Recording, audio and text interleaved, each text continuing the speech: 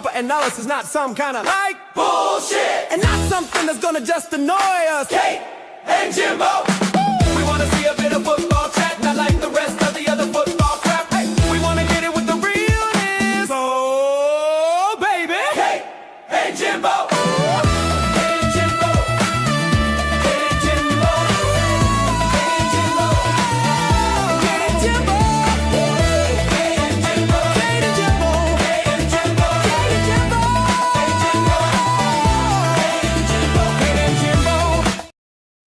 Welcome back, everyone, to Kate and Jimbo on this, the 29th of January. Although it feels like the 250th day of the month, it is a crazily long month, January. But it's that little bit brighter as Tottenham last night qualified for the last 16, automatic qualification, sitting fourth. I shall say that again, sitting fourth in the Champions League table, which is utterly bonkers. But you know what? Another good performance in Europe last night. A completely different team when we're on the continent, and puts us all in a good mood. And we'll be chatting all about the Champions League today, as well as a little bit about the City game coming up on Sunday, and of course any transfer news if and when it breaks. But Jimbo, how are you doing? Are you well? I was just giving you your third like. Thank you. So, if anyone in there has a like, please like. Yeah, please do. Hit us a like and subscribe to the channel. But yeah, how you feeling, Jimbo? Happier today? Yeah, I'm really, really happy. I don't know what I've done, but my shoulder's hurting today, so I must have slept awkward. So, but it is really hurting. You don't give me no sympathy. No, not That's that because way. I live with pain every day, darling. All right, well, I'm just saying. But I'm very, very... very happy with the football. Good.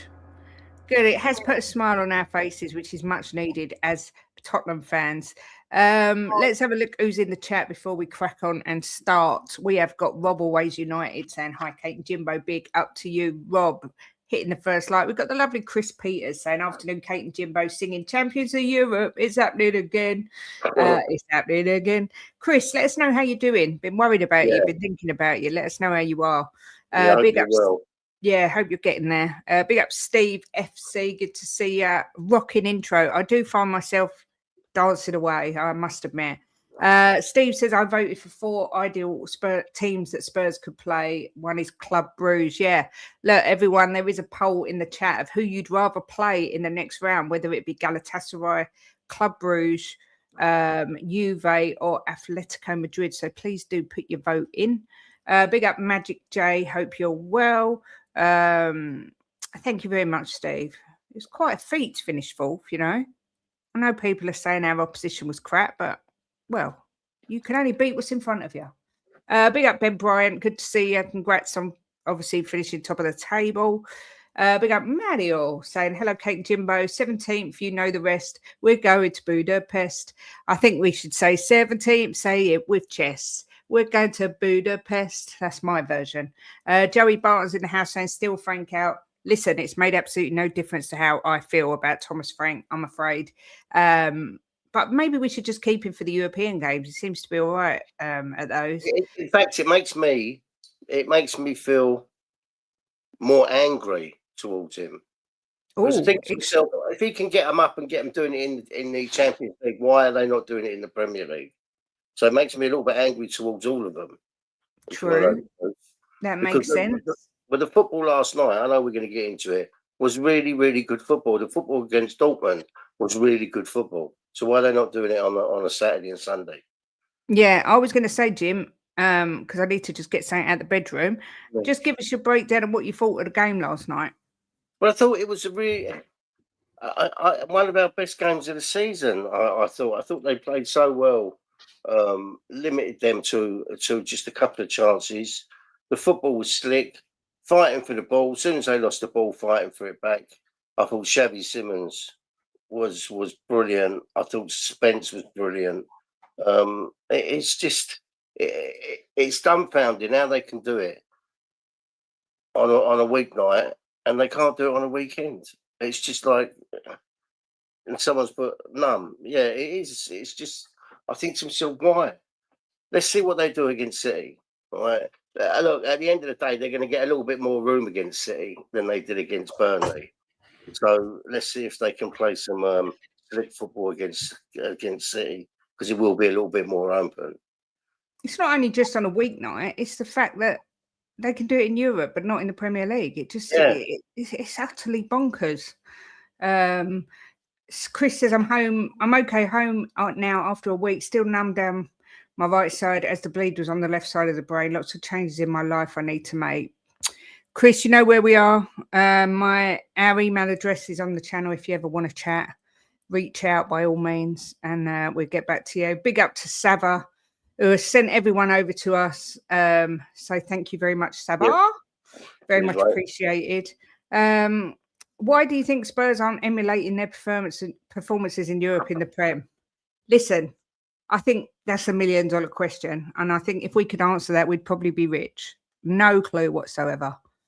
Just no clue. No, I mean, the European football is a bit different to the Premier League.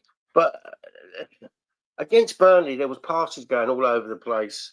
They weren't hitting their passes. They were missing the ball. Like, what's his name? Romero couldn't even trap the ball. And I think to myself, when you watch last night, right, the passing was slick to the man. Through ball for Solanke to score was fantastic ball. It's just talking chalk and cheese, and it's really frustrating. It really is chalk and cheese. Big up to everyone coming in with the Sava raid, Stanley raid. Thank you so much again, Sava. And thank you all for coming in and joining us. My Rice says, I'll take any opposition. Fear none. Respect all. To be the best, you must beat the best. Exactly. And if we do progress after the next round, we are... No. When we progress after the next round. Progress the next round, we've got either Chelsea, Barca, PSG or Newcastle, I think. One of those four, which will be interesting. But yeah, as I say, massive big ups to everyone. I'm trying to get all your comments up, but I can't say hello, everyone, or I'll never get through the show. Matt Cox says, 4th best team in Europe. Maybe we should play in a European Super League instead of the Premier League. Yeah, can you imagine? I mean, Joey said a lot of the difference is because they get more time and space in Europe. I also think it's not as physical as the Premier League. So players like Xavi Simons find themselves thriving more. Do you agree with that, Jim? It's definitely not as physical. Big up, just quickly, big up Lou and big up John on X, who reposted the stream. He's always a faithful follower over there on X. So thank you, John. Very much appreciated. Go on, Jimbo. Yeah, it's probably not as physical, Kate. You know, it's not as physical.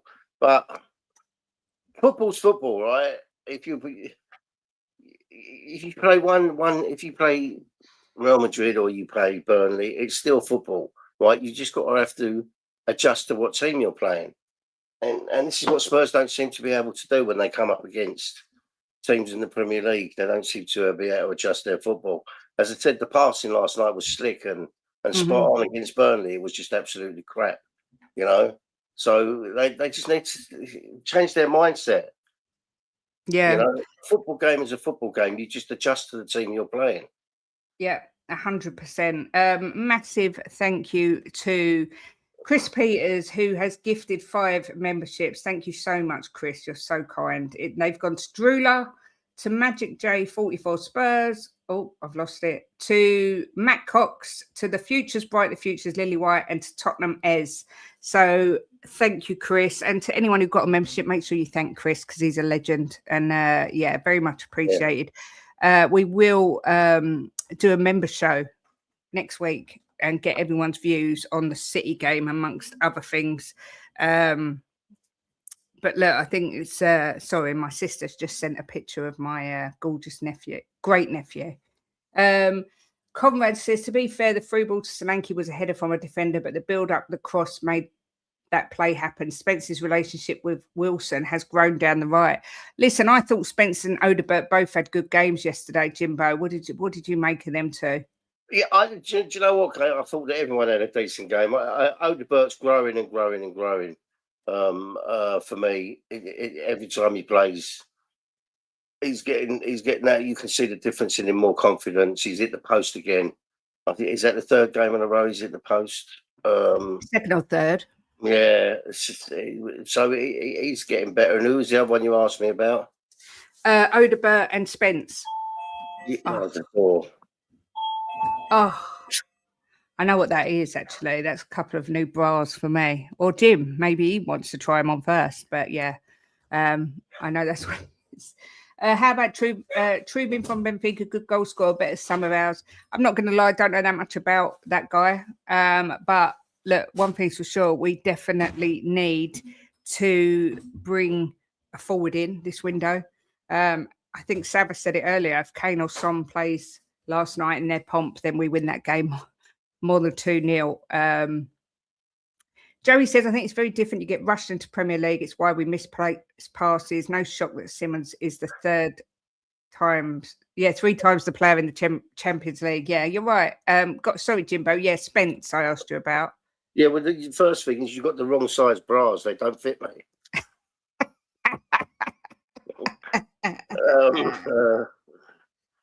Yeah, Spence, again, hard-working. I mean, he just had a really, really good game last night, and he every ball that was lost, he was trying to get back. He just had a really good, solid game again. You know, I like Spence, and I've seen people writing he's arrogant and up his own arse, but I don't. I just like him. I think he's a real good, solid player, and he plays with his heart on his sleeve as well.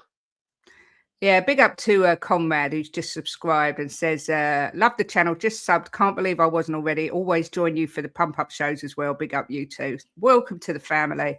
Tottenham Ez says, have you heard Simon Jordan on TalkSport once again saying we only qualified because the other teams in the Champions League are awful? Same as last year, an agenda. You know what I say to that? Chat away. Chat away. Do you know what? Just let us crack on. What an absolute load of bollocks. I'm sorry, but... You know, you can only beat who's in front of you, right? Yep. I mean, who was put in front of us, we beat, right? The same as last year, they said we only won the cup because we only beat this team, that team. Look, we beat who was in front of us and we won the cup.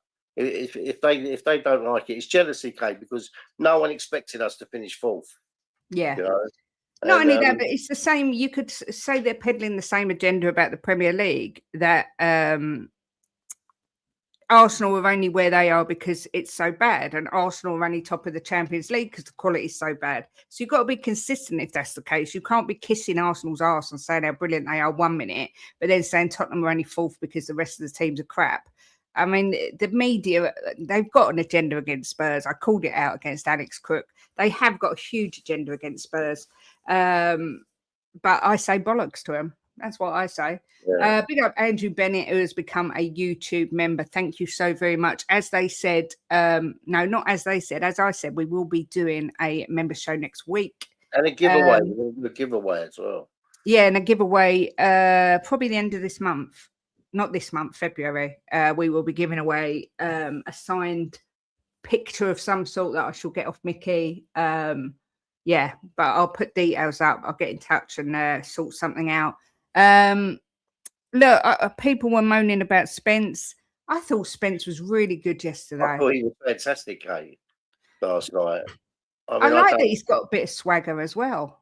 Maybe I see something different to other people, but I thought he was all over the place, worked hard. The runs down the wing. His passing was slick last night. What did Danny say? They're definitely Jim's bras. And Joey asked if they're peephole bras. Trust me, when you see it in the flesh, it's something completely different. Trubin was the goalkeeper that scored a last-minute goal. Oh, of course, yes, yesterday. Well, we definitely need a new keeper, although Vicario has kept the most clean sheets in the Premier League in the Champions League so far, which is again utterly bonkers. This guy gets so much criticism, and rightly so, and yet he's kept the most clean sheets. You literally can't make it up. Well, look, you got to put that in perspective, Kate. Right, the the defence have done well in the Champions League, and they've limited teams to a very, very few chances.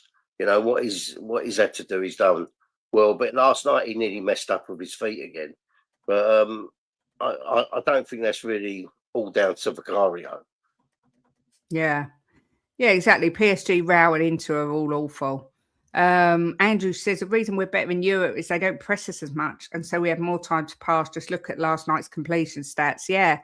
And Kate, you are absolutely right. We need someone that can put the ball in the back of the net. Exactly right. That is exactly what we're missing. Although, in fairness, I'm just going to put it out there. I thought Solanke and Mawani both took their goals really well, and I thought Xavi's goal was wonderful. I still can't believe it got chalked off, but I did like his little dance in celebration. But I'm still not sure why that got chalked off, Jim. What was it, offside? No, because your doggy pulled back a defender that was going to run towards the ball. He grabbed his shirt and pulled him back. That's what it did. But look, I'm going to put it out there. You heard it here first, right? I think we should sign up Ricky Norwood, the goal he scored against the robot goalkeeper that I haven't seen anybody score against. But Ricky Norwood put it in the top corner, right, when he was with Chris Cowling in Frankfurt. I think we should just sign up Ricky Norwood. Don't give him. Do you know what? I told him yesterday. I spoke to Ricky and I said it was more luck than judgment. He took he was really upset. So I said, all right, I'll call you Ricky Kane from now on. They've only put it out as a bloody video. He's living off that goal. I mean, it was a beautiful goal. It was a fantastic goal. But it was more luck than judgment. What? It was definitely more luck than judgment, Jimbo. Well, to me, it looked like a top-class goal. I think Ricky Norwood's the goal. Oh, stop it. You wait till I clip it and send this. Take it from the players themselves. Anthony Gordon said the Prem is physically relentless and in Europe it's slower paced. Yep, I believe it. Since Jordan's mate Levy's left, he sticks the knife in, yeah. Who's kissing Arsenal? No, I say if the media are going to kiss Arsenal's arse, then they can't say Arsenal are wonderful because they finished top of the Champions League group and they're top of the Premier League. But then on another note, say, yeah, but all the other teams are crap. It's got to be consistent. That's what I'm saying. I say the same thing all the time, Kate. If you're top of the Premier League, it's because you deserve to be there. Exactly. Right? If the teams behind you are bad, right, that's not Arsenal's fault. Mm-hmm. We finished fourth in the Champions League. If we play teams that people are going to say, right, I don't agree with all of them, but that say that are not up to that standard, and people like PSG and Real Madrid haven't done well, that's not our fault. We can beat who's in front of us, right? And that's why we're fourth, you know? What, you giving away the new bras? Bloody hell, the size of them. It'll be something like this behind me. This is a hand-signed Van de Ven picture from Bilbao. Anyone that we've had loads of winners in this room that will tell you that we've given away signed Poch pictures, Bentancur, Kulu. I can't even remember all the signed merchandise we give away. We gave away a signed who was Jack Wilshere to an Arsenal fan. So it will be something related to the team you support. I also give a Soberslai signed. They're always official hand signed as well. None of this printing rubbish. They're hand signed. So I will sort out prizes and we will put it on our page or let you know next time we're live.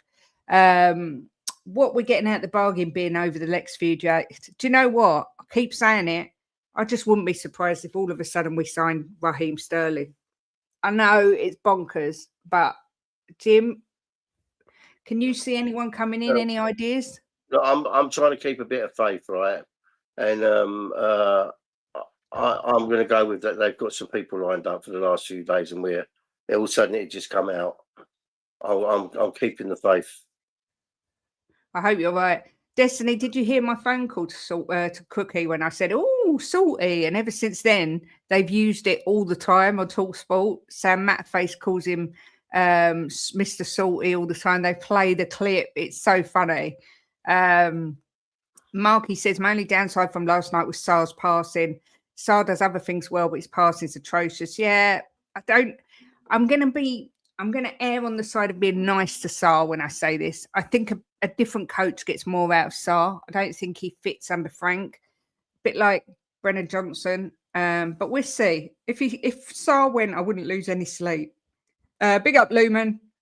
Good to see you, sir. I've always wondered why you guys in different rooms. Because if we stream together, right, next to each other. If we stream together, I get Randy and start touching her, and it ain't no good. That's not true. What happens is we have to fit on a little screen, and we've both got big fat heads, and we always get hot. You get an echo, and I just think it works better. So I'm upstairs, and Jim's downstairs. But I promise you, we are definitely in the same house. And also, I can do that and remove her from the stage. And I can do that because he seems to forget this was my channel first, so I can take him off anytime I bloody well like. But yeah, it just works better. But there are times we do stream next to each other if we do shorts or things like that. So that goalkeeper goal was unbelievable. The scenes, I know. I haven't seen the goal yet. Oh, it's been all over everywhere, Jimbo. It's all over Twitter. It's everywhere. Did you see that bit when Spence had to do tiptoe tricks to get away from 2 defenders, which he did well, but carried on dancing even when he got away? Yeah, I did see that bit. I need a new bra. Can use them as earmuffs. Bloody hell, yeah, you could get mine and Jim's heads in my bras, I think. That makes me smile. A lot of what he says makes sense, but there are poor teams in every comp. You can only beat who's in front of you, and in Europe, we're bloody great at that. Yep. Exactly. Give us some bloody credit. It's been a really shit season so far. Just put it in perspective, right? We was unbeaten last year, right? And we've been beat in Europe once this year, and we finished 4th in the Champions League table. That ain't few. What is every team we played been crap, right? Yeah. We've kept the most clean sheets of the whole European table this year, right? Is that because everyone we played is crap? No, exactly. Right, because we played well in Europe. Yeah, it's all for YouTube. They're not a real couple. They've never even met in real life. All those videos at the beginning on the intro, all those pictures, they're actually AI. So yeah, we've never met. I don't know who he is. In the Champions League, I worry about the other English clubs more than the usual. Yeah, me too. And going out to an English club is always the worst. Romero never scored last night. We had to rely on our strikers, get him out of our club. We've been asking that. I still don't know who man of the match was. I mean, for me, I think Xavi should have got it. But Marky says Romero got it. Okay. He had a good game, but I would have liked to see Xavi get it, raise his confidence a bit more. Well, I think over the last 2 games, I think that he's probably been the best player. Yeah. Sorry, I had to take a quick sip there. I saw that Brad asked what happened with my fall and my fibro. I did fall in the bedroom. I lost my balance and fell and missed the corner of my chest drawers by that much. But I've twisted my knee and my ankle, and I think I've twisted my back. The thing is, I didn't know, but it's a symptom of fibro, losing your balance. And I do seem to be having more and more falls. I mean, the last one I had before this one outside, when I fell actually in the street, I cut myself to ribbons. But yeah, I'm all right. Jim just needs to wrap me in bubble wrap, I think, because I can't see. You're going to end up killing me off because every time you have a fall, it takes 10 years off my life. Oh, dear. But put the one up before that, Kate. That they take Sterling on a 6-month. The offside was soft for me. The ball went in last year. It wasn't for offside. It was because your doggy grabbed the arm of one of the defenders. When he come back on side, he grabbed the arm and stopped the defender running in. And they're saying he interfered with play, which when you look at it, the defender could have probably helped out, but it didn't matter in the end, did it? The bad news is the Romero to Madrid transfer has gained a lot of traction in the last hour. No, I don't think there's any truth in that whatsoever. Yeah, Ricky Norwood from EastEnders, old fat boy. Ellie says, I agree with you both. Spencer's got that swagger, and myself and TJ were discussing just that this week. Honestly, he went for it and took on his players a lot. He was very brave and ran his little socks off. He did. He really, really did.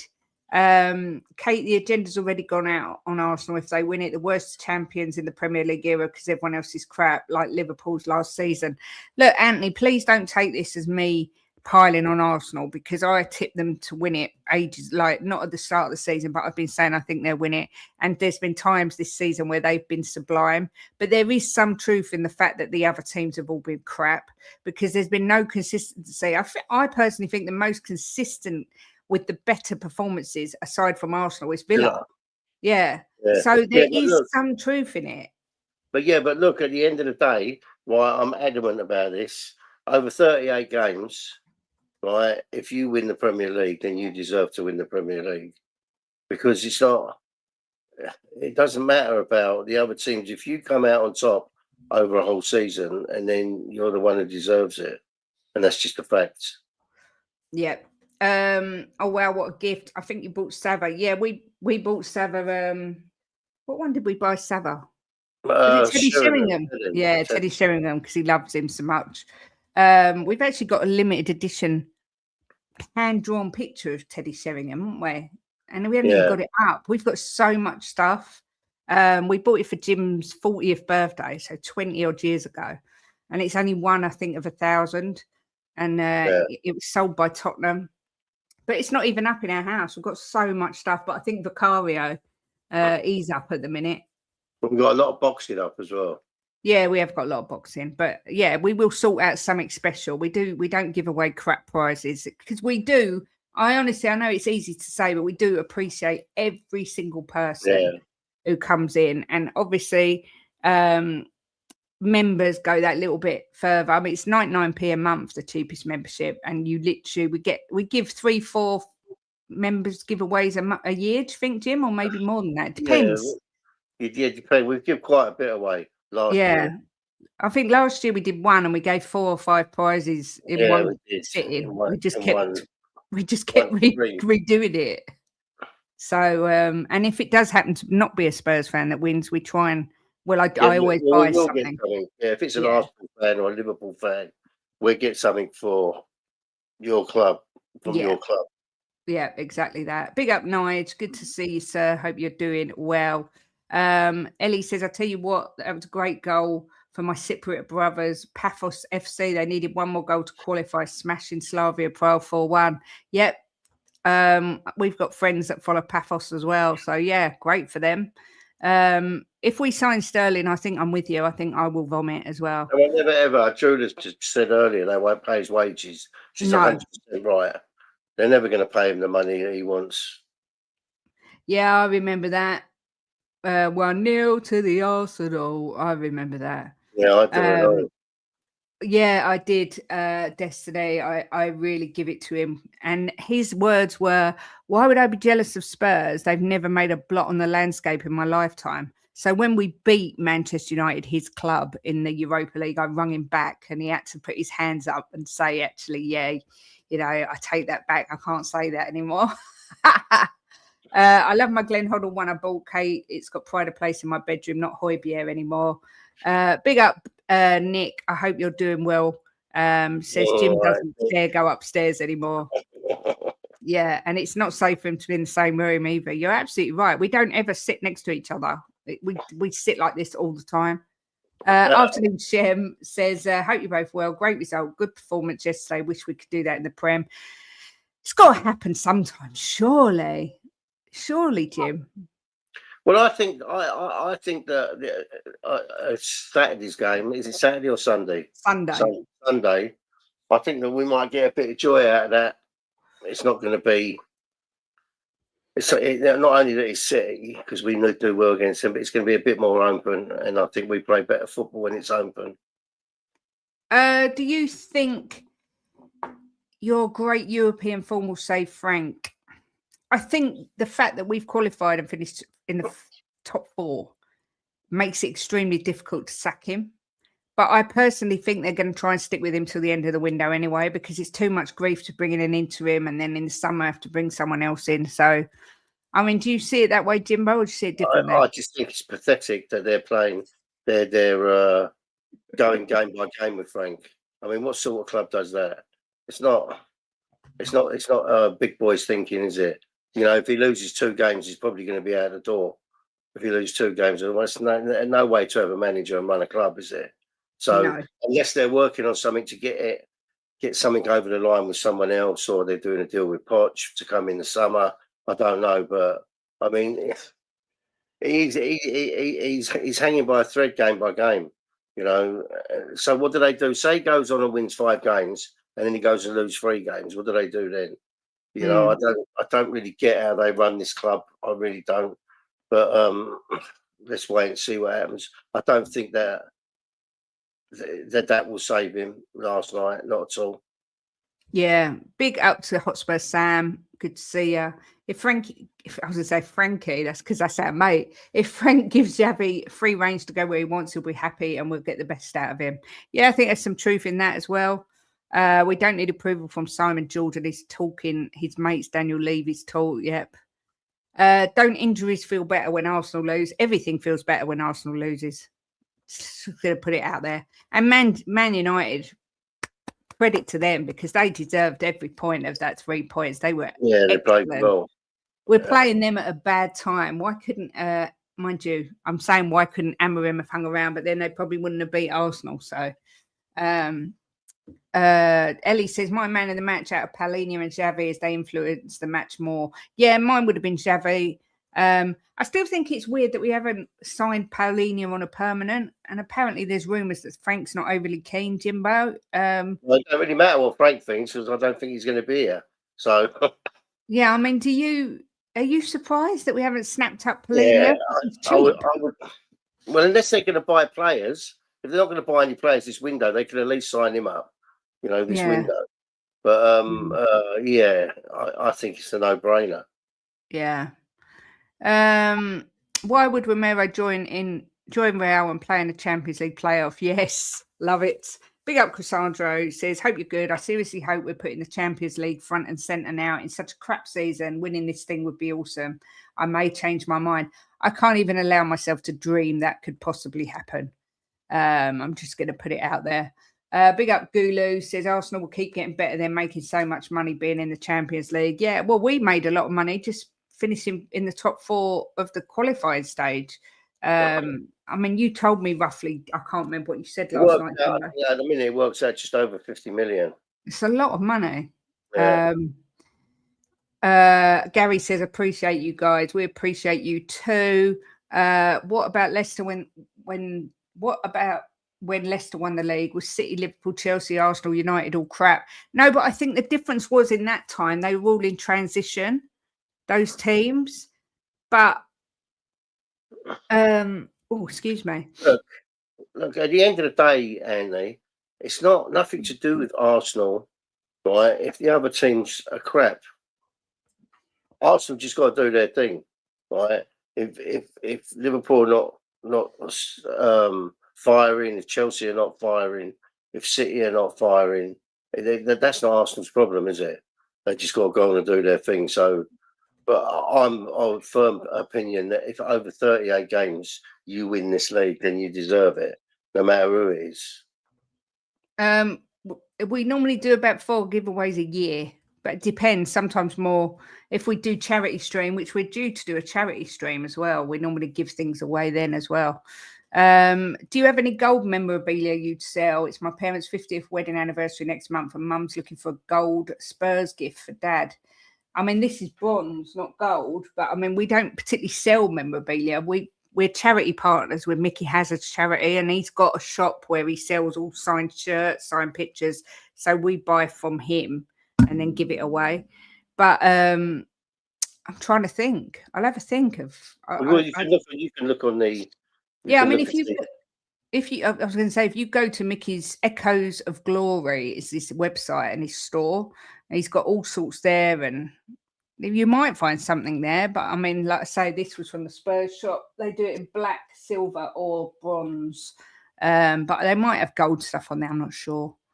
Jordan's an idiot. Madison will win nothing at Spurs. Yep, he had to go back on that.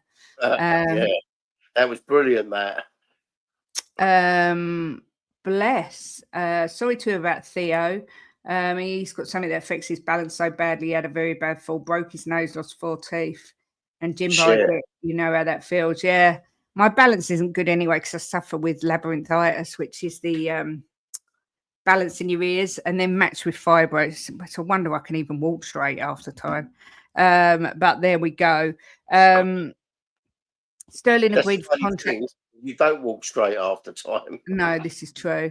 I'm trying to get through the chat. So if I miss your comment, don't be offended. Jimbo, you scratch your itch on your head like Pep. It's uncanny. I wish I've he had always Pep's done bloody that. money.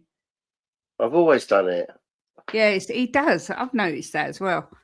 Strand Larson to Palace 15 mil. So Mateta is off. Yep. I thought Gray was very good, making himself available. Yeah. And do you know what? Since he's got hold of that player the other day, I think he's kind of got a little bit of swagger about him, which is good to see. I've just noticed the fact I like your cock. Thank you. It's actually Jim's cock that you're liking. It was a present from his best friend. But yes, they're on the Tottenham shop. I know it. There's a lot of people won't spend any money at Tottenham at the minute, which I get. But that's where it's from. They do it, like I say, in black, silver, or the traditional sort of bronze, and it weighs a ton. That's why Jim won't come upstairs in case I whack him over the head with it. They'll negotiate the Paulinia fee at the end of the season and get the fee down a bit. I hope so. I really hope so. Yeah, like I say, Echoes of Glory is his store. If you email me on justagirlwholovespurs@gmail.com, if there's anything you like or there's anything you want, I can always contact him and ask him if he can get it as well. Mickey has as a legend. I've got to get him on here. We just haven't been able to sort out another date because he's due to come on. But we will get him back on the channel. One of the nicest people that's ever walked the planet and a Tottenham legend. So I'm on 400 mils of what a day. What are you on, Kate? Let me know. Kate just sent you a great meme. Okay, I'll have a look. Do you think it's time the fans start to back Frank as he's slowly improving this team? I don't, because I don't think he's improving us in the league. But I mean, go on, Jimbo. Yeah, Sam, I don't think. Look, he's got to show. Look, I think that he's really, really lucky that he's still here. Right? He could have been sacked after the Arsenal game. Losing 4-1 to Arsenal and that performance they put in was absolutely pathetic. Right? He could have been sacked after that. So I think that he's got to show a lot more than winning a couple of Champions League games, even though they're really important and you know they mean everything to us fans. He's still got to show us something in the league. So he's got he's got 4, 5, 6, 7 hard games coming up, right? The next 7 games are all really difficult. Let's see what happens at the end of them and where many points we got. Yeah. Big up Alan from Tottenham Logic says, I think Odegaard on that right has really improved his game. Unlucky not to score. Yeah. Him and Kudus for that position are good options for the right. Just need to sort out the left. I agree. I think he's a different player on the right, Jimbo. And like you say, he's hit the post 2 or 3 games in a row. So he's been unlucky not to grab himself a goal. I thought you were going to say something then, but I'll move on. I don't know what for MST is. I don't know what that is. Danny Kiriakou, big up to you, my love, says, question actually for both of you. What do you think of Frank after doing what he's done in the Champions League? Look, I'll go. What Ange did for us in the Europa League was incredible. But as a Premier League manager, I didn't like him. I didn't think he was good enough. And that's kind of how I feel about Frank. I think what he's done in the Champions League is unreal. And if he went on to win it, I mean, it's unfathomable. But in the Premier League, he just can't seem to get it right. And it's so frustrating. But, I mean, Jim, what are you making of it? Well, I just think to myself, look, imagine we finish 17th, right? 16th or 17th, and we win the Champions League. Oh, my God. That would just be so Spursy again. Obviously, I spoke to Mickey this morning, told me he was sick of you keeping it. It's one of those saying, Joey, actually, Mickey actually rings Kate more than Kate rings Mickey. Thank you. But I think I just don't think he's got it for the Premier League with a team like Tottenham. I don't think he understands the club. Maybe he will, over time, he will get to understand it. But if he get that time or not, but he needs to keep winning games. You Yeah. know, if we go out and play City and we lose 1-0 or 2-1 and we put in a really strong performance, there's no shame in that, right? Because City are one of the best teams in Europe. But we've got to see performances now. You know, win, lose or draw, we've got to see good performances. And we haven't been seeing good performances in the Premier League. Yep, completely agree. I think it was 60 quid. It weighs a frigging ton. When I say if you whack someone around the head with it, you'd kill them. It was on offer after Christmas for 45, but I think it's 60. It's definitely on the Spurs shop, 1,000,000%. If Frank can't improve in the league, it says to me that it's really the players who are motivating the Champions League performances, not him. Yep, big up, Nick. I did text you yesterday, Nick, and I noticed you haven't replied to me. So rude. So rude. I imagine Cooley would play in the middle if we have Kudus and Odegaard for the right. Yes. Colin, why does Spence worry you? I really think he's playing well. Slow release morphine. They put me on tramadol and I couldn't get off the chair. And I said, no, I'd rather suffer. There's nothing they can give you for fibro. So I just take codeine, paracetamol, because I just won't be. I enjoy this and I wouldn't be able to do it. Literally tramadol. I didn't know what day it was. I could barely speak. I mean, Jim probably loved it. Couldn't get off the chair. It was horrendous. So I took it once and said never again. So it was me who told you to stop taking it, darling. Yeah, it was. It was. It's not good. I'd rather have pain. Turns you into a zombie. Yeah. No, Spursy would be to win the Champions League and get relegated. Oh my God.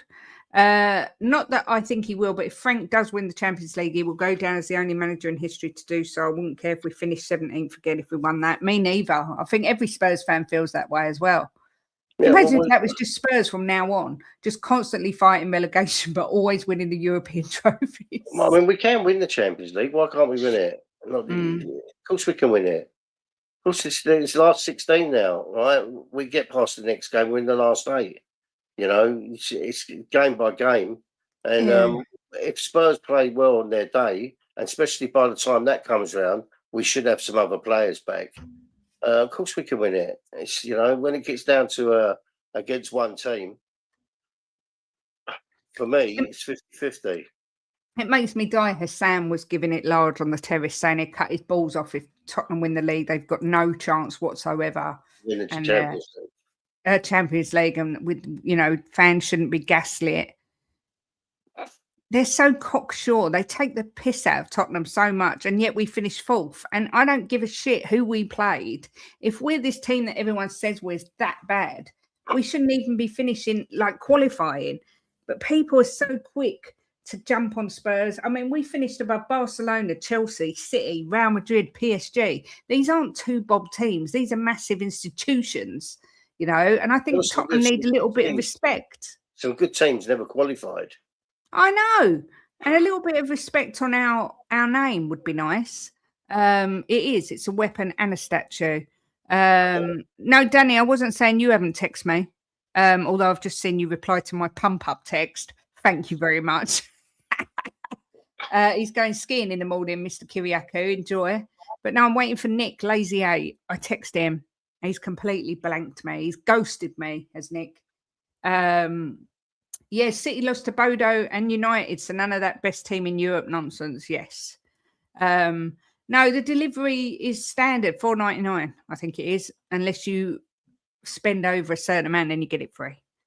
Do you guys hold out any hope in the transfer market?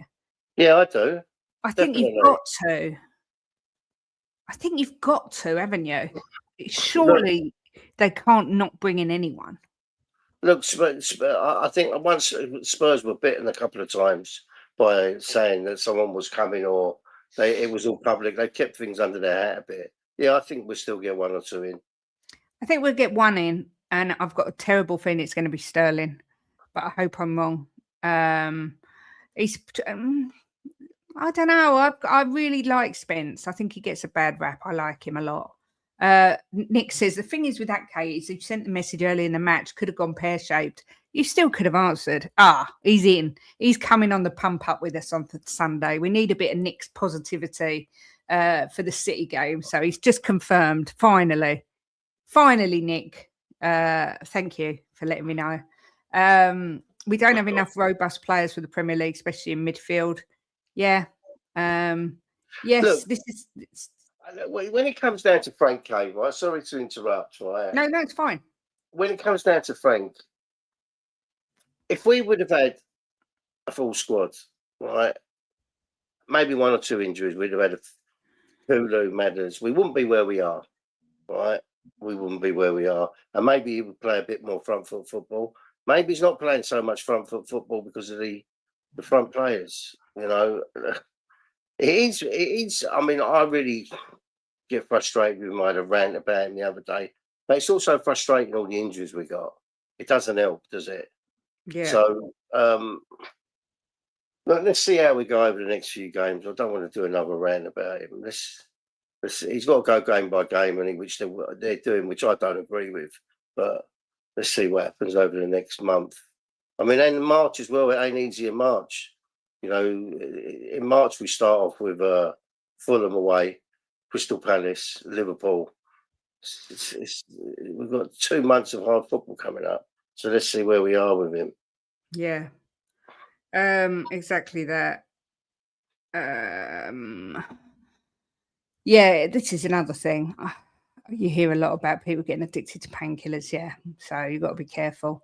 17th in the next 10 seasons, but a trophy every year. I'll take that. Bloody right. Big up Paige, good to see you. Yeah, if the board actually do what they're supposed to do, that'd be great. Oh, I've got the hiccups. Solanke's finish gave me a bit of hope for the future. I tell you what, that guy had a couple of yards on Solanke, and Solanke went past him like he was standing still. That was he took it so well. Yeah. Sorry, I'm just You replying to it. You know what? Get off your I phone. am, but Danny Kiriako's asked for the link, so I've just sent it, and now my hairdresser's texting me with an appointment. Well, you're busy. Done. I need the hairdresser. Look at the state of this mop. It's an absolute mess. I love your positivity. Yes. Why can't we win it? That's what Jimbo always said that. Hey, do you and Jim think we'll beat City? I don't. I'm going to go yes. I think we will beat them. I think we will beat them. I think they're going to have a little bit of an upper from this game. Right. Van der Ven will be back when he'll be back in. What's his name? Gallagher will be back in. And I think that we always do well against City. We always give them a good game. I'm going to say yes, we will beat them. I'm going to say that we may get a draw, but I'm going to go. I don't think we'll get absolutely annihilated. I think it'll be tight, but I think their quality might just get them over the line. However, nothing would surprise me. I won't be surprised if we lose massively. I won't be surprised if we beat them, and a draw wouldn't surprise me because it's Spurs, so you never really know. I still think Vicario is our weakest link. Thoughts? Yeah. I mean, I hate coming down on players, but he's cost us a lot of games this season. Not only him, but he is the last line of defence, and I think we need an upgrade. It's all that dilly-dallying, tippy. I mean, he got bloody booked last night. Time wasting. For time wasting. And it's like, oh, for Christ's sake, he don't help himself. There's still about 15 minutes left. It does my head in. But yeah, I think he'll be gone in the summer. I'm almost certain he'll be gone in the summer. I've heard that rumour as well. Mateta to us, Mawani out to Juve. I don't think Mateta's good enough. That's what worries me. I just don't think he's good enough. Yeah, I think a lot of people feel like that about Vicario. As soon as he gets the ball to his feet, it's like, oh no. I scream at the telly every time he gets the ball to his feet. Every single time I scream at the telly, get rid of it, get rid of it. He does. He divers with it, and he looks for a player, and there's players free, and he don't know what one to pass it for. So it's like he gets confused if there's more than 2 people to pass it to. Yeah, 100% agree with you. Big up to whoever subscribed. We're 2 away now, just 2 from 2,400, which is frigging amazing. So thank you to everyone who subbed today. And big ups to Danny Kiriakou who joins us. Hello Danny, guys. how are you? I'm good. How are you guys? Yeah, good. You excited going skiing tomorrow? Yeah, it should be good fun. I'm actually leaving tomorrow, so funny enough, we're actually a few of us we're going by train, so we're going to Frankfurt first from Utrecht, and then it's about 6 hours, and then we're staying in Frankfurt for the night, a few of us, and then we go tomorrow morning to where we're going in Austria.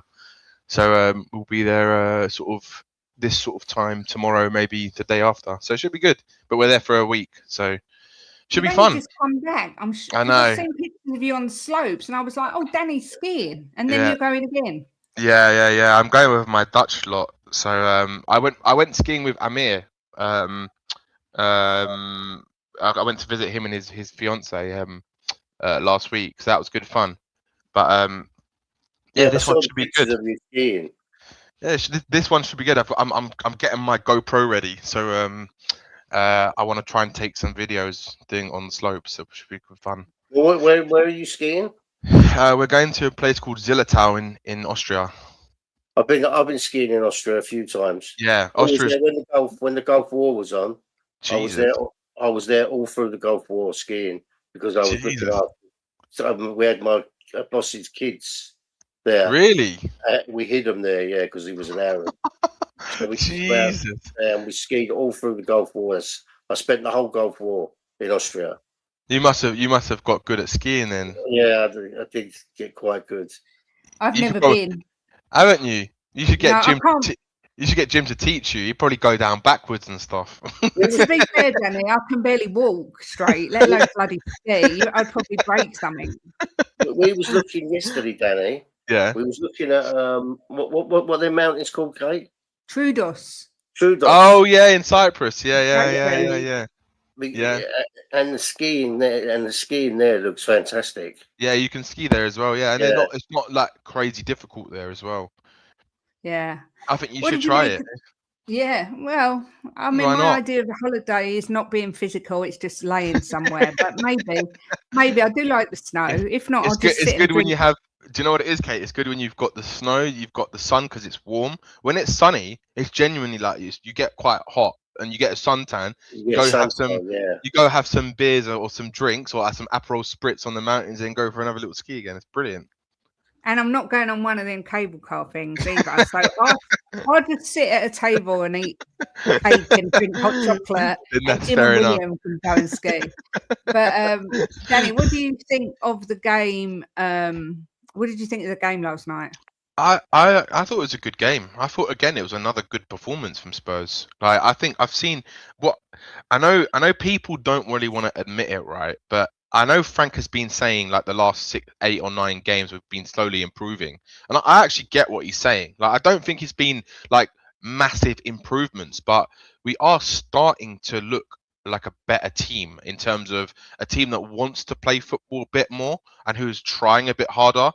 I mean, we've done that against Borussia Dortmund at home, which they've lost 3 games all season, right? And we outplayed them even before they got the red card. We were outplaying them, and that's not with a fully fit Spurs squad either. Like it's a decimated squad. And then we did really well against Frankfurt yesterday, and even the Burnley game, we should have won that game. There's no doubt about that in my mind. The fact that we had like 17 or 18 shots and 11 on target, like that game we should have won. And the only reason I think fans are annoyed is because we had 2 bozo mistakes again in defence. Right, and one of them actually being Romero being a bozo again, and then Romero had to be the guy to come and save us to rescue the point because of his own mistake. So it's kind of like it cancelled each other out. And I think if we had won that game 2-1 instead of having to come back from 1-0 for going 1-0 up and then 2-1 down and then having to draw that game, I think everyone would be talking slightly differently right now about what's going on. And for me, I do you know what it is, Kate? I just look at the situation, and when I take into account everything, so when I mean by that, I mean we've got a whole new board who clearly don't know what they're doing, right? I don't think they even know who they want as their manager. I think, which is why probably Frank's still in the job, right? I think they haven't shown us the ambition that they told us they were going to show us, right? And even what 2 weeks ago or a week ago, when Vinay came out with that message saying that we want to improve the quality of the squad in the middle of a transfer window, and yet we still haven't done that. And it's like, I know we've got Gallagher in, right? And I think it's a good signing for the squad. But again, it's a reactionary signing. I reckon if Benson Core didn't get injured, I don't think we would have signed him. So it's kind of like, where's the planning for all of this? And for me, it's like when you take into account everything, the amount of injuries that we've got, like we're completely decimated from an attacking position. And we're having to rely on Muwani, Odegaard, and Tel and Solanke now. And we're lucky Solanke actually has come back, because if he wasn't fit, we would have no strikers in the squad. And then what would they do? Would they then go and get another striker because we haven't got any other strikers fit? So I think like giving everything in, taking everything into account, right? I think we're doing all right. And I think in the Premier League, I understand where people's frustrations are, but I've always said this: the Premier League is very different to the Champions League, right? The Champions League, you have teams from all across Europe, right? In the Champions League, you have different tactics, different formations, different styles of football, right? You have more. The game is a lot more open usually when it comes to playing in the Champions League. In the Premier League, it's because I believe it's the toughest league on the planet in terms of domestic league, because of the Premier League being such a physical league now, right? And it's turned into something that requires like a lot of physical specimens in terms of players, like athletic players, right? And I just don't think we have got that to actually go on and compete at the level that we require week in, week out in the Premier League, because I don't think we've got enough physical players in the midfield. I don't think we've got enough physical wingers or strikers. I think you could say Solanke could be that striker. I think he'd definitely be better option than Richarlison for Frank. 100%, I believe that.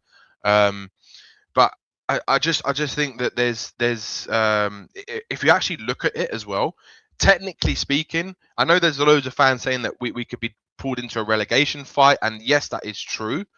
But at the same time, looking at it as we stand right now, we are closer to 7th position than we are to the relegation position, right? And that's not me just trying to give my opinion. That's just what the facts are. We are 6 points off 7th, and we're 8 points off West Ham. And for West Ham to go above us, they'd have to win 3 games more than what we would win. And that's just for the rest of the season, even in the last 15 games. And I cannot see how West Ham, if we win one more game, just whatever game in the next 4 or 5 games, that means West Ham would have to win the next 4 games. They have to win 4 more games than us in order to win. So as it stands, they need to win 3 more games. And I just think it's a bit reactionary that fans, and I get the kind of the emotion towards it, but I just think it's a little bit reactionary given the circumstances and everything going on, that we will get pulled into a relegation battle, right? I don't think we will. I don't think we're going to get relegated at all. And I just can't see how any interim manager comes in and does better than what we're doing right now. I honestly don't believe that. I don't think there's anyone out there who's going to take this job as an interim, realistically, and actually come in and save us from relegation if that's what fans think we're in, a relegation battle. And also, given the fact that Frank has just done so amazing in Europe this season, I don't think any single one of us would have expected us to be fourth in the Champions League. And also, just to note that we've only conceded the second least amount of goals in the Champions League, and the only team that's conceded less goals is Arsenal. Is them lot And down we've the got road, most clean sheets. and we've got the most clean sheets. So Frank can't be a shit manager if he's done that. He can't be a shit manager. And Lazy 8, Nick, big up to Nick as well. I haven't spoken to him in ages. He said it in the comments earlier on, right? He was like, isn't it strange, or something? I'm paraphrasing, but isn't it strange that the players seem to get themselves up for a Champions League game and they can play like that in the Champions League, but they can't motivate themselves in the Premier League? That is not an issue with the manager's motivation. That's an issue with the players motivating themselves. Because even Romero said it in his interview yesterday. He goes that it's a different feeling the players get in the Champions League. So if your own captain is coming out and saying that there's a different motivation or different feeling when they're playing the Champions League, why can't they use that? They're playing for Tottenham Hotspur. I don't care what competition you're in. You use that exact mentality in the Premier League, because the Premier League's the better bread and butter. And this is my issue with the players, is that they can perform at these levels, but why I say they're not good enough is because they just don't want to perform at that level that's required on a consistent basis in the Premier League.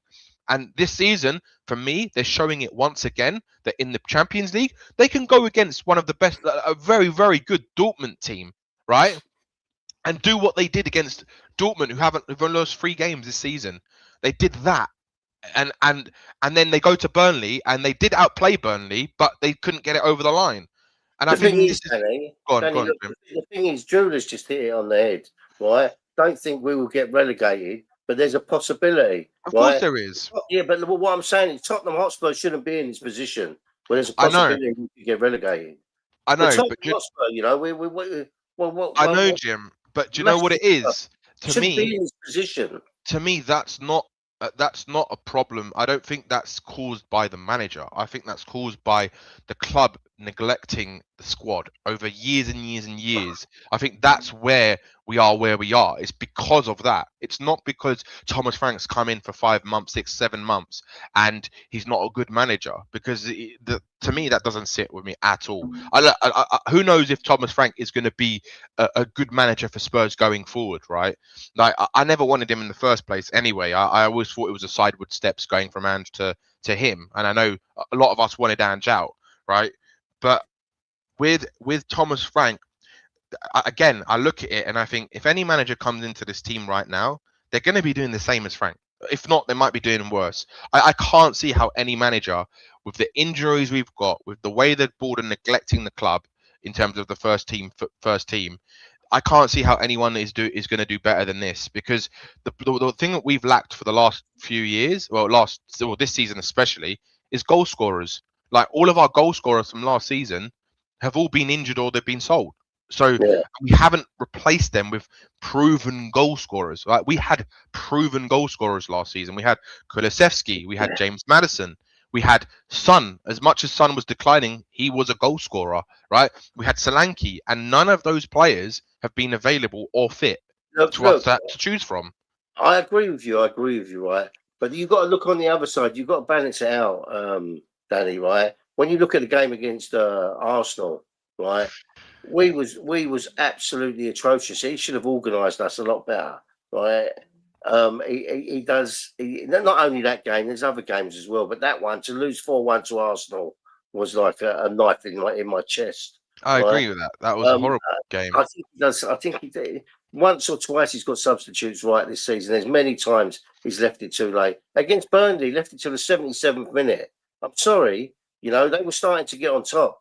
He should have made changes a lot earlier than that. I'm not sure he's the right manager for this club. I'm not, honestly. Yeah, I'm not sure either, but I don't think it's the right time to get rid of the manager. I think that's the worst thing you could do right now. I think personally. Well, because I mean, look, if you go on, Jim. It's a catch-22, right? It is. If you get rid of him and you bring in an interim manager, you might get a manager bounce and win a couple of games that get you over that line where you can forget about relegation, right? But it's not ideal. You're 100% right. But then what happens going forward? Say he moves us up into 10th or 9th, and we get to a semi-final or the final of the Champions League, and then what do? Keep him or sack him? It's like Drew just said. Well, what happens if we finish lower down the table but win the Champions League? What do they do? Pull the trigger on him like they did then? Yeah. It's just a shit position we're in, right? Well- And you're right. I will say you're 100% right in the sense that a lot of it's got to do with the board because we are on day 29 of the window, right? And we should have had the proper players in by now. Yeah. We shouldn't be waiting for the last 4 days. No. Should have been done and dusted, and This we is shouldn't exactly be it, sitting Jim. here talking about the new players we've got in. Yeah. And that I agree with that as well, because when you look at like our everything that's happened, for me, like I look at it from the other perspective as well. Like if you hire an interim manager, whoever that is, because I have no idea who that would be if they got rid of Frank, right? But Sam, what are you thinking? Sam Allardyce? Sam Allardyce. Oh, please, I don't want to see that. Do you know, I'd only like to see Sam Allardyce just for the banter. I think it'd be so funny watching his interviews. Could you imagine him like having a go at like Tell and Odegaard and Xavi Simons? It'd be hilarious. I think like when you look at an interim manager, I look at it and think, yeah, you could get a manager bounce, but what if you don't? What if you get worse than what we're seeing? What if that interim manager is the one that takes us over the line and gets us relegated? Like this is the problem I think Spurs have right now, is because I think that's what they fear at the moment. I think they fear that if they get rid of someone like Frank, who is doing what he's doing in the Champions League, and let's be honest, I know as much as we don't want to hear it, right? That's £42.5 million we've just earned from what we've just finished in the Champions League groups, right? In that table. So that's another big bit of money. And if you win the next round, that's another £10 million. So from a business perspective, is it wise to sack Frank right now when he's got the chance to earn more money? I know people don't want to hear that, but I'm just thinking how ENIC think, right? Like from a business perspective, it's a bit silly if you go and sack Frank when he's done so well already in the Champions League, right? So and for me, I think that if they do bring in 2 more players, right, that can change a bit more of the attacking options we've got up front, then what's to say that it doesn't change and we don't get a couple more wins? Because when you look at the last 15 games, I see us definitely getting more than 3 wins. Yeah, look, I'm looking on the TV now, right, and it's got the Premier League against the Champions League. Win percentage, Premier League 30.4%, Champions League 62.5%. Goals per game, Premier League 1.5, Champions League 2.13. Goals by forwards, right? 0.35 in the Premier League, 0.63 in the Champions League, and goals conceded per game 1.35 in the Premier League and 0.88 in the Champions League. It's a huge difference. It's a huge difference, right? I big up Doughboy. I agree. It is a huge difference, but it goes back to, for me, it goes back to the standard of the Premier League in terms of how physical it is. I think there's only like the Premier League is such a fast-paced game. It's so physical now. You have far less space than you do in the Champions League, right? And you need to have the players who are capable of playing at that level week in, week out. Because in the Premier League, anyone can beat anyone on their day. If you do not turn up, you're not beating the team in front of you, regardless of who it is. That's just how the Premier League is, right? Whereas you saw yesterday against Frankfurt, it was a very professional performance, right? I didn't feel that they were going to beat us at all. I said we'd probably win the game. I said we'd probably win 2-1, but we actually got another clean sheet. So I when I see us play against those type of teams, I feel far more confident than I do in the Premier League. And like when I come up against a Burnley, I think, on paper maybe we could be winning that, but we've got to remember Burnley went to Anfield and drew with them recently, right? They drew with Man United. So I can't stand it when people don't use the metrics that are actually the actual facts that have actually have happened, like the fact that Burnley going to Anfield and drawing. We go to Anfield and we lose like all the fucking time. So it's like and this is a Liverpool team that just beat another team, Karabakh, 6-0 in the Champions League yesterday. So I don't think I don't think they're as bad as people make out they are.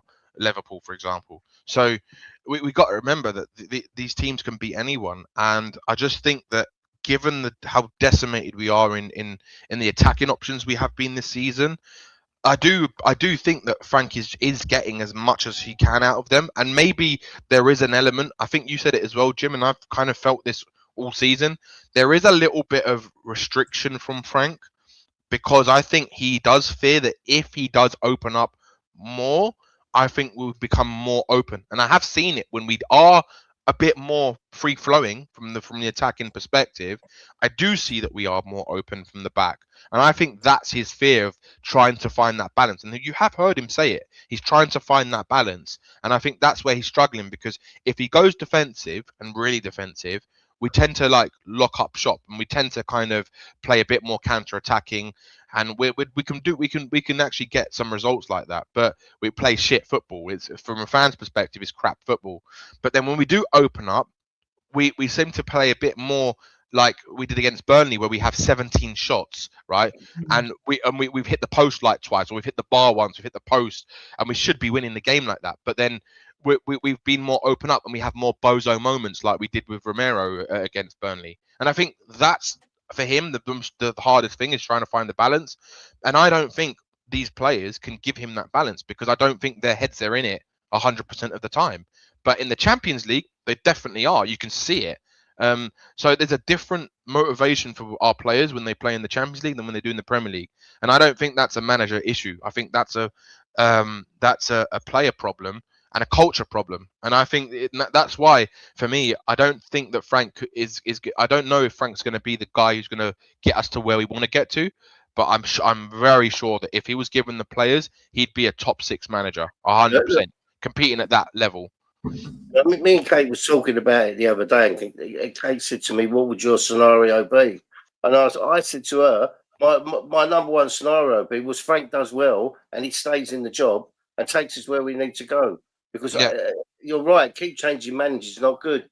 But the thing is with him, sometimes I don't get how he sets these players up. Yeah, and, it's like he's got a noose around their neck and he's holding them back. That's what it seems like to me sometimes. Yeah, it does. I agree. Right. Maybe it's because of the personnel, and we've got players out, and we need players in. I don't know, but it's so frustrating to watch, Danny. I mean, I know. I got up and walked out and started going cleaning. I started cleaning the kitchen in the middle of a Tottenham game the other day because I that's couldn't. not like you, Jim. Yeah. I was so frustrated watching them. And I get that as well. I mean, like even the Burnley game, I didn't watch it fully. I watched the majority of it. But I was busy as well. I had things to do. But it's not like before I'd sit down and want to watch all of it. But I get exactly what you're saying. But at the same time, I kind of I'm not really as angry. Which is what I find it crazy that you're more pissed off, Jim, than me, because usually you're even more positive than I am, right? But for me, I just see it as what it is, and I just see it as the board, regardless of the manager, needs to be bringing in a better quality level of player. Like they have to be. Like it's complete negligence that we have not brought in any attackers this window. Like it is, we've been decimated from the front. We've sold Brennan Johnson as much as I think he needed to go, right? Regardless, we have still sold another attacker. Then we had Kudus get injured, right? And now there's even talk that Muwani might be leaving, who also can play as a winger, right? So if we were to get rid of him, say bring in Mateta, we've gone down another winger, right? When we need wingers, and we brought in another striker who which I think is even more crazy, given the fact that we've got Solanke fit at this moment. If we're looking at it from who we've got available right now, the players that we need right now are wingers, right? Or more. That's what we need. So I think it's just. Yeah, it's nuts that there's players like I know people might not want him, but players like Lookman are available, and he instantly improves your squad because he will bring goals and assists, and he'll bring a difference, and he's also versatile. There's not even been any talk about Lookman coming to us. I know, and this is what I mean by how are the club not looking at the opportunities out there in the market right now? If you listen to Paul O'Keefe, he said that Frank doesn't like Lookman. Yeah, I mean it's nuts. It's nuts. It is nuts. I mean, Joey Barton said that you're clearly a Frank fan. Do you consider yourself to be a Frank fan, Danny, or are you just saying you don't want to go on the merry-go-round again? No, this is the thing. People, I've never once said like I'm Frank in. I've never ever, even from when we first got him, I was one of the few saying that I didn't want him at Spurs. I didn't think he was a good enough person to get us out of this shit show, right? But with Frank, the way what I've seen so far, I honestly believe that he's not going to be the manager that everyone wants him to be. Now, don't get me wrong. There is a chance that he could far exceed his own expectations, right? If he's given the players that he wants, because the players that we were targeting in the summer window, right? Your Morgan Rogers, your Semenyos, your Savios, your Morgan Gibbs Whites. To me, those are the type of players that I want to see Spurs bring in, right? And if they're the type of players that we're going to target and they're who Frank wants, I'm all for it because I think they're going to improve us massively, right? But whether or not he's going to be the guy to take us to like a top 4 challenge on a week in, week out basis, I don't know because he's never done it before, right? Just like Poch never did it before when he first came into Spurs. But what I do know with Frank and what I do believe actually is that if he's given a lot better quality players, I do think he will be a consistent top 6 manager. I do. I really do. But it's not to say that he's the guy I want going forward, but I do think he's the guy that can take us from where we were and where we are to a higher level, right? Because I think this is where fans are getting a little bit of, I believe they're a bit there's a misperception on where we are as a football club. And I think Spurs are a big football club, but let's be honest, the last 5 years, right? The last 5 years, we've been declining from a squad perspective. We've been declining from results. We've been so poor, right? And this is the level where we are now. We are a mid-table, below mid-table team, right? Football team, right? Based on the players that we've got. And I think that in order for us to get to that next stage, we can't go from 17th, finishing 17th in the league, to having a top 5 race. But what's the crazy thing is that we're actually closer to 7th position than we are to the relegation position. So this is because the Premier League is so close this season, right? That's another thing that people don't take into account. And I think that when you look at everything, I think that I think Frank could actually get us into those kind of top 8, top 9 positions. And then if he can do that, right, then we get some players in, then we can see. And if he still doesn't do better, then you go and get someone who can go from 9th, 8th, 10th to the next stage. But we can't walk before we can run. Like we can't go from 17th to top 4 in one season. It just doesn't work like that. And because of how bad the culture's been at this football club, and also take into account that we've got a whole new board who've got no fucking clue about football, right? That's another thing that we have to deal with. That unfortunately, some people don't want to look at. And it doesn't matter who the manager is. If the board are not doing the right things, then they're going to fail every single manager who's going to be appointed to this football club. Well, I think that David Clark, you just said about the noose around their neck, and you picked out the Burnley game, right? You picked out a game where they did quite well on going on goal. Well, look at some of the other games, right? Sideways, backwards, back to the keeper. There was one game we was attacking, right? We was near their box, and the ball ended up back with Vicario, and I said to you, Kate, how the F have we just been attacking their goal and now the ball's with Vicario?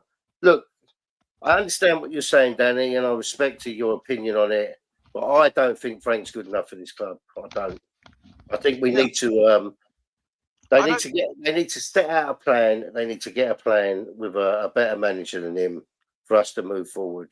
And I think what he's got at his disposal, what he's had at his disposal, we should still be better than where we are. Why do you think that, though, Jim? Why do you think we should be doing better than where we are? I don't think he can motivate the players. I don't think that some of the players like him, right, for some reason or other. I don't think Van der Ven likes him. I don't think Spence likes him. I just don't think that he's used these players how he should have used them, right? And I don't think he's motivated them. Right? I mean, there's games where we've been like it could have gone either way, and we've been the ones that have backed off instead of like really pumping forward to get that extra goal. You know, I just don't think he's got it. I I don't think he suits Tottenham. I'm not going to say he's a bad manager because what he done at Brentford was miracles, I thought. Mm. I don't think that he suits Tottenham Hotspur. I don't think he's a Tottenham Hotspur manager. Yeah, I also think that too. In terms of, I don't think he's the right man, but I think he's the in terms of long term. Because when you say you don't think he's the right man, you have to have a barometer of why you think he's not the right man. Like, is he the I don't think he gets the best out of them. right? I think if you put Poch in this team right now, right, with the players that Poch has got, I think he gets another 10-20% out of this. Maybe yeah, it's possible. It is possible. Like we don't know. It is possible. I mean, personally, I think that the problem we've got is that the players in football clubs nowadays, there's too much power for the players, right? I've heard it from since Conte was appointed that he says these players don't like to play under pressure. There's a culture problem. He said that all you do is the players make excuses for the manager and for the training. We hear it all the time. The players are constantly moaning at whatever manager we have got. If they fall out with one manager, it's always the manager's fault. For me, like, I don't know if he'll be the right guy to get us for where we need to be, like for where we want to be as Spurs fans. But I do think he can be the guy that takes us from where we were to a level where we can attract better players and better managers. Because at this point in time, it's very the fact that we're having to go back to like the X, basically, like a Pochettino, to be the guy that's going to think that is going to bail us out of this situation. I think it's even more crazy. Like, I honestly believe that, because as much as for an instant, I know you did. But I mean, like, I think the fact that we're having to go back to someone who didn't actually win anything for Spurs, right, and who also at the time had a lot better quality players when he did come into the squad. I think Pochettino coming back, he's got an even tougher job this time around, because I think he's got to completely rebuild this team, like completely. And I think what happens then, Jim, just say if a couple players don't like how Poch's methods are, because let's be honest, Poch is apparently, as we know, he's got one of the strictest training regimes, right? His trainings are so intense. What happens if we got someone like Spence who's going to sit and moan about Poch's training regimes, and then he falls out with Poch because he doesn't like the training? Are we going to blame the manager again, and then say but he doesn't like the manager because he doesn't like the training? It's but any manager comes in, that could happen, right? But I just don't think. Yeah, and do you know why, Jim? Do you know why that happens? For me, it happens because of the culture that's been allowed to be set at this football club. And we need a manager who's going to come in and change that culture, right? It has to come from the top. And if the top are not going to want to change their culture, that's why I don't know if he's going to be the right guy, or if anyone, because the culture has to change from the top. It really has to change. So, and that's what I'm worried about. It's more about, it doesn't matter who the manager is. It's kind of why my opinion on the manager situation, my overall opinion is, I don't care who the manager is, because I need to see the board doing what they should be doing for this football club. And if they don't do that and have a plan, then what's the point? That's how I feel about the manager situation. Yeah, I mean, I don't think Frank's good enough, but I think he stays till the end of the season. I think in the season too. Yeah, I think in the summer they make a change. I just find him totally uninspiring in every possible way. I agree with that. I think his mentality is that of a Brentford, and I think you need a bigger mentality to come to a club like Spurs. I don't think he's got a strong enough personality, Kate. No, probably not. I mean, even when Van der Ven and Spence didn't shake his hand, and they asked him after, and he kind of laughed it off. Can you imagine Mourinho laughing that off? He would be fuming. It's just total lack of disrespect publicly. Or Ange as well. Even Ange. Yeah. Take that. So, but I will bring this up and just ask whether you see us getting any points from these next 4 games. We've got City at home, then Man United away, Newcastle at home, and then Arsenal at home. Danny, do you see any points from these games? Do you know what, Kate? It's so difficult to predict where Spurs are going to win, because, like, 1 minute they can turn up against Man City. Well, look, I know this is not going to happen, but you just don't know in football. Imagine if Arsenal come to our ground and all of a sudden they lose their heads, right? They get 2 red cards and we go win 2-1. Like, just just as an example of what can happen in football, right? And everyone will be sitting here saying we fucking beat Arsenal, and it's like, and we're all the banter is all going towards the Arsenal fans, bottling it again, and all this kind of stuff, right? I think in the next 4 games, I think we can pick up 4 points. I don't know where we're going to get the points from, but I think we can get 4 points if the players turn up in the way they turned up against Dortmund and Frankfurt. If they turn up like that, and they give their everything and they fight for every ball and they're constantly trying to move the ball, then I think we can get 4 points. But if they turn up like they did against Nottingham Forest, like lackluster, and there's no effort, no desire, no running, no nothing, no making runs for their players, their teammates, then I don't think we'll get any points. Maybe 1 point. But it's so difficult to know what Tottenham team are going to turn up at this moment in time. Like Man City, we know historically we always have their number. So that's the possibility we get something in that game. I know Man United are playing well at the moment, but again, it's like it's just we've had their number over the last couple of seasons. So are we gonna? It's just so hard to tell. I really don't know what's gonna happen with Spurs. All I do know is that I don't think we're getting relegated. I really don't believe we're gonna get relegated.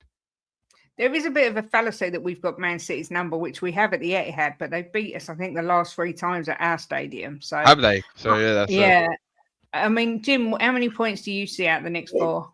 Can I just say, while we're talking about Frank, there's something else about Frank I don't like, and I really don't like this. He never really gives us a proper update on injured players.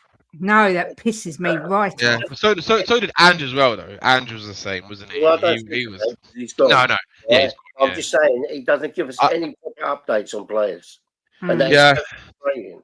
As fans that spend money, right, that pays the wages of all them players and manager, right, all of us who spend money, right, we should know what's going on in the background with the players.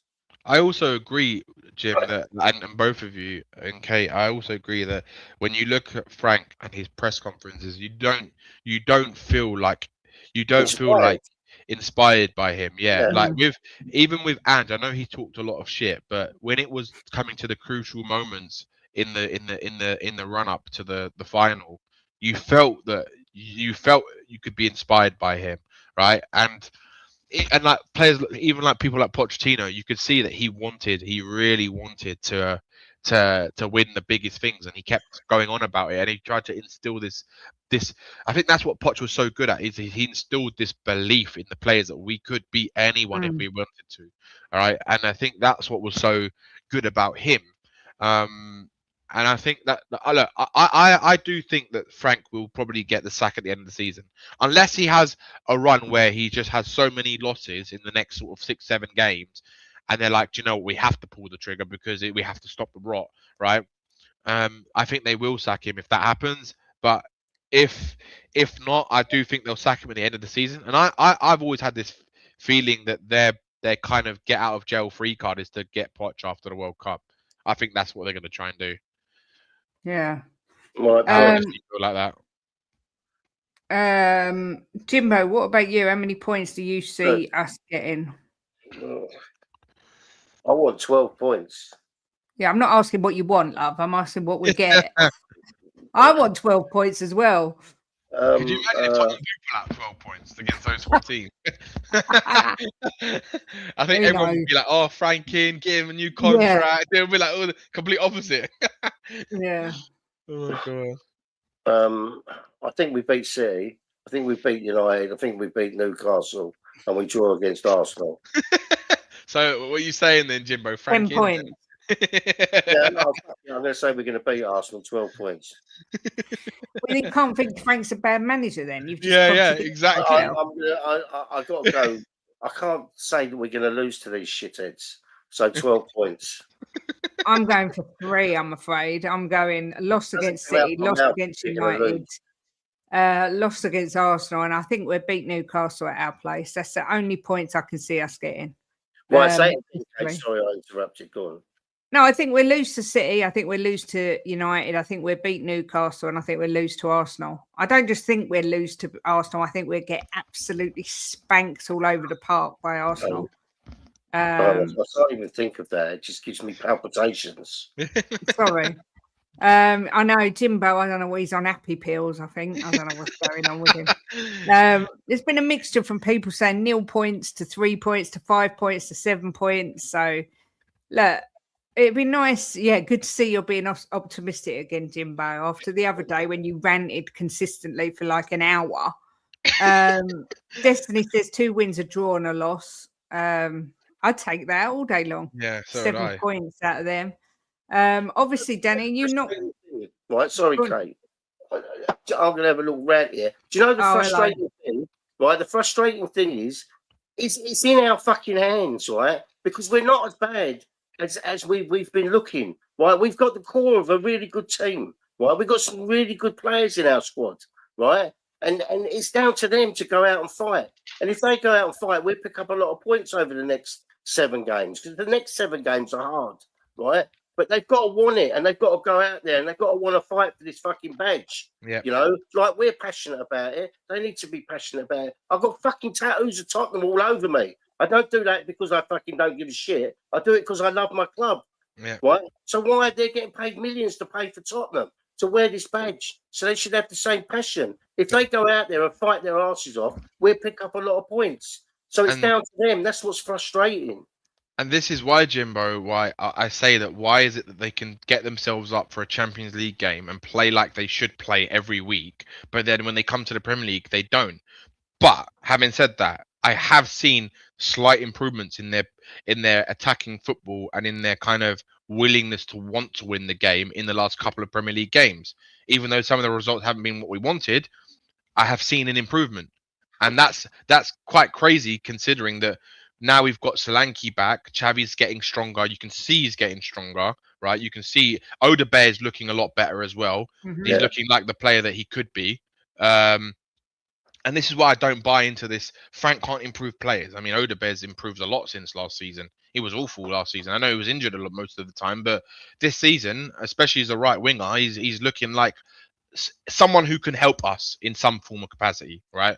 And for me, these players have to give that effort every single game because they are playing for Tottenham. They're not playing for Thomas Frank, right? They're playing for the Tottenham Hotspur badge. Yeah. So I don't care who the manager is. You go and give your best, whoever the manager is. Exactly.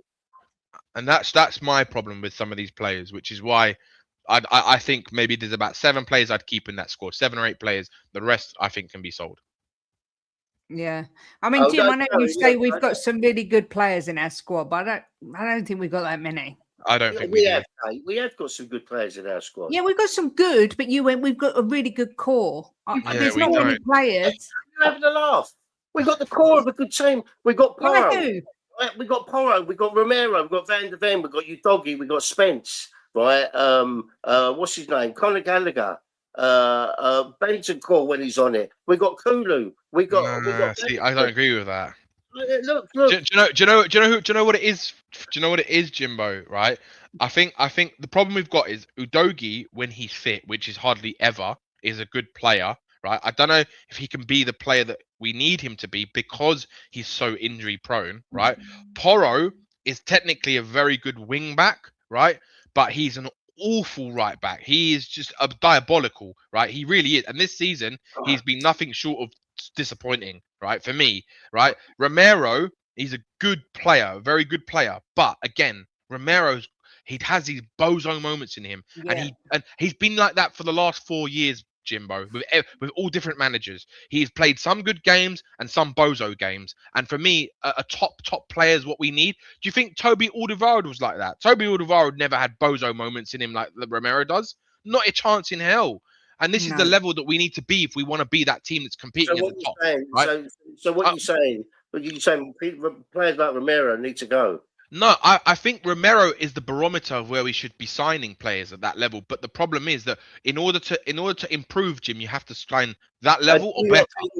If we had a top manager, that they wouldn't galvanise these players. We had Antonio Conte, Jim, and he didn't galvanise those players. I saw a few people laughing, right? But Bentancur was a good player for us. Maybe I know, but Jim, you have to be the realistic side with Bentancur. He's had multiple long-term injuries. He had an ACL.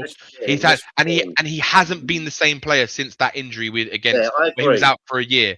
For me, Bentancur is just he needs to go. I think he might be a good squad option, but at this moment in time, we need far better than Bentancur. He's just not the player we need. We have got the core of a decent squad. Paulinho is a great player. If we don't sign Paulinho, Paulinho, there's something fundamentally wrong with this football club. I know right. there is anyway, but It's Paulinho we need to sign. It's the core of a good team, Danny. Right, and we just need some more players put in there and a manager to get. Yeah, I think if you get the players back, Jim, right, the players who are injured right now, if you look at in terms of a squad, I'm looking at a squad. You've got Kulusevski, James Maddison, Xavi Simons, Kudus. If Paulinho signs, you've got Gallagher. You've got look, let's just say Porro for argument's sake. Porro and Udogie, right? That's 8 players. You've got Van der Ven and you've got Romero, right? And you'd say Odegaard for me and Bergvall. That's 12 players. You say Chevy? I said Xavi, yeah. So that's 12 players, right? Who I think can offer something to Spurs. The rest of the squad, Vicario, Archie Gray, Pape Matasar, I think Tell can in the future, but at this moment in time, he needs to play, and he's not going to get that at Spurs. I think a lot of these players need loans. Like they need to have Premier League loans. Your Tells, your Archie Grays, your Sars. For me, they're not good enough for Spurs, right? Richarlison, I think, needs to go. I think you could keep one of Solanke or Richarlison. And for me, I'd probably keep Solanke over Richarlison. But then you've got 13 players who you can work with. Let's just say that 13 players you can work with, but the rest, there's a massive drop off, I think, from those players. And I think that's where we need to improve. Because if you get 13 more players of that level of what we've already got, I think then you've got a good core squad, right? So, but the core's there. You just got to build on it. It's not like you've got to get rid of the whole squad and rebuild it, right? No. it's not. What I was going to say was I don't include Madison in it. I'm afraid because you don't. I know. Yeah. Much. So Madison for me can go, and I don't know. I love Kulu, but we don't know whether Kulu's ever going to be back to how he was. That's very true. That's the other thing. That's very true. It's a bit harsh, right, to be saying about Madison and Kulu, right? Because you don't know how they're going to come back. They might come back stronger. So look at Kane. He had one of his injuries, and he come back, never got injured again, and he come back stronger than ever. So I think it's a bit harsh to say that about them two. But the core of the squad, I think, is a really strong core, right? But you need to add to it, and you need to add to it, and you need to add to it, right? Every window, add 1 or 2 top players instead of putting in like average players. Yeah, I think over a few seasons, you'll end up with a really, really good team that's challenging for everything. I won't have it that all these players are shit, because they're not all shit, Danny. They're not all shit. I read out 12, 13 players who I think you keep at Spurs, who you can work with, because like we said, we're not going to get rid of the whole team, but in order to improve, you can't change everyone. And I think these players, 13 players that we've discussed, I think you can work with, and the rest you need to find out what you need to do with them. You need to either loan them out, sell them, and improve them. And then if you add the better level of players with the current sort of 12, 13 players that we keep, then I could see really what any manager could do with this team. Because then you're looking at a team full of a lot better overall quality players, and players who you know can improve, like your Odegaards, the Bergvalls.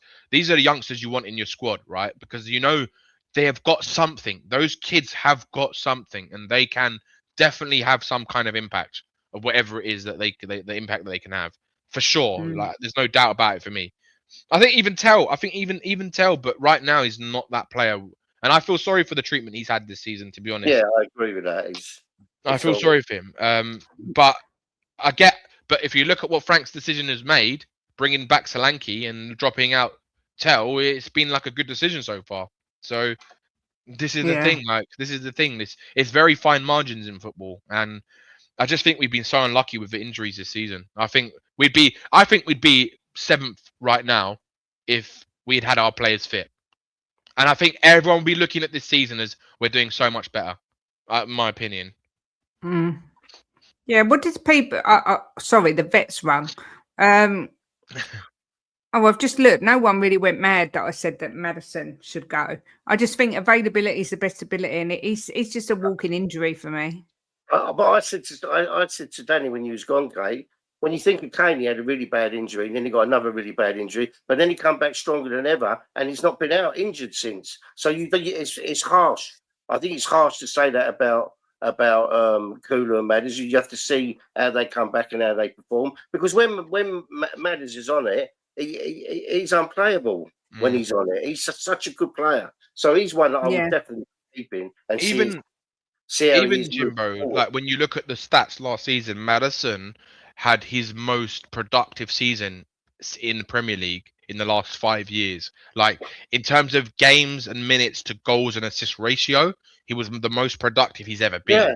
And this is why, like, I wouldn't get rid of someone like Maddison unless because he is someone. Even if you bring him on for half an hour, he is going to impact your team. Like or even if you play him for 60 minutes, he's someone who's going to help. But this is why that when you have someone like Maddison, you need to have another quality player on the bench who you can bring on to give you that same level, right? And that's the problem that we have is we don't have a bench. I mean, look at the bench yesterday. How many youngsters were on the bench? I've never even heard of some of those youngsters. I know. I've never even heard of them. 4 or 5, wasn't it? It was mad. I was like, well, this is insane. Like we were playing in a Champions League game and we've got like the most youngsters I've ever seen on the Spurs bench in the last 10 years. 2 goalkeepers. And 2 goalkeepers. Yeah, it's nuts. It's absolutely nuts. These players, look, he's we have right. at least 15 Premier League title winning quality. I don't know about that. No, I don't know about that. Romero, Danso, Doggy, Spence, Gallagher, Xavi, Paulinho, Bergvall, Gray, Odegaard, Telt. No, I don't agree. No. The only players I'd say right now in this squad are title winning is Van der Ven and maybe Romero. That's it. And this is Paulinho maybe as well. This is the core of it, what could be a really, really top squad. But if you sprinkle others in there, but you've got to be consistent. And every window you've got to add 2 top quality players, right? And not average players. Look, Gray's still young. We don't know what's going to happen with him. For me, he shouldn't be playing in this team. He shouldn't. He should be loaned out to a Premier League team and see what he can do. That's what I'm saying. In the future, you don't know what's happening with it. He's getting better. You can see that he's improving. Yeah, you can see that too. Yeah, I agree with that. He's got passion for the fucking badge as well. Yeah. I think as well, like when you look at Romero, the one thing for me is that he's a very good player, but again, he's so inconsistent, and that's my biggest worry. Like Romero, like don't get me wrong, I want to keep Romero, but I have a lot of concerns about him because again, at Burnley, he did a bozo. His passing at the back against Burnley was so. He just like he wasn't concentrating. He just did. It was playing like without that kind of concentration levels that you need in the Premier League. I say all the time about him. And this is the thing, Jim. Like if you're saying it all the time as well, and you're someone like me who's quite optimistic, the fact that you're saying it shows that there is something fundamentally wrong with Romero, that he can't bring himself up to the levels that we know that he can play on a consistent basis. Because again, he was one of the culprits that made a mistake that caused us Burnley to score, right? And this is the problem. It's like he can't keep doing that if you want to be a top 4 club. Let me just get the door 1 sec. Yeah. Well, I agree. Look, Kate, I think that I think with a different manager, one that galvanised him. I think that a lot of that would go out of his game, and I think as well that he's probably not got a lot of confidence in the goalkeeper. But you know, we know what Romero can be, so he's one player that's got to stay. Yeah, I agree.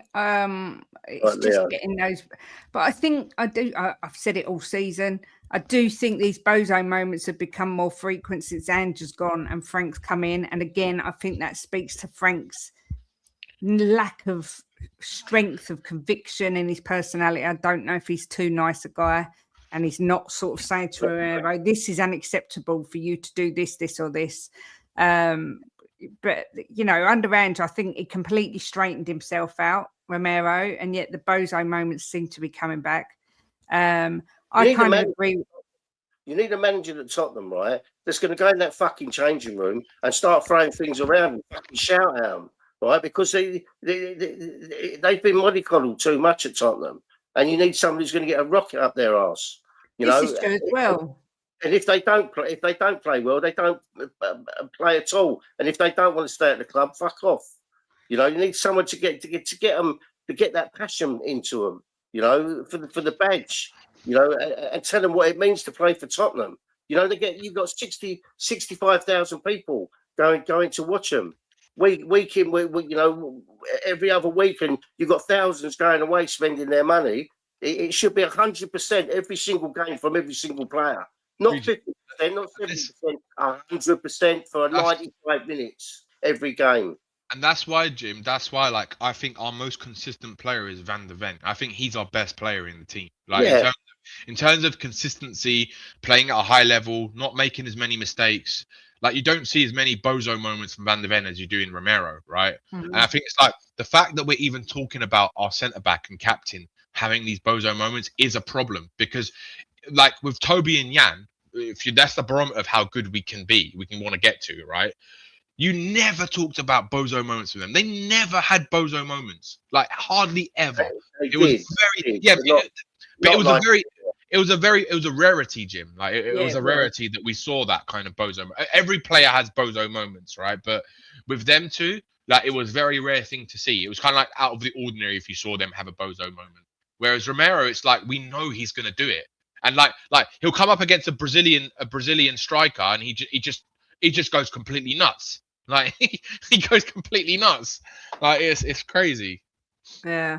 I did put a poll in the chat at the start of the show that said, who would you rather play in the next round of the Champions League, which I think the draw is tomorrow at 11 a.m. 52% said Club Brugge, 26% said Juventus, 17% said Galatasaray, and 5% said Atletico Madrid.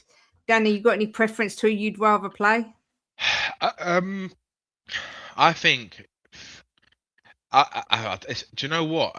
To me, it doesn't really matter, because you got to beat. If you're going to win it, you got to beat whoever's in front of you.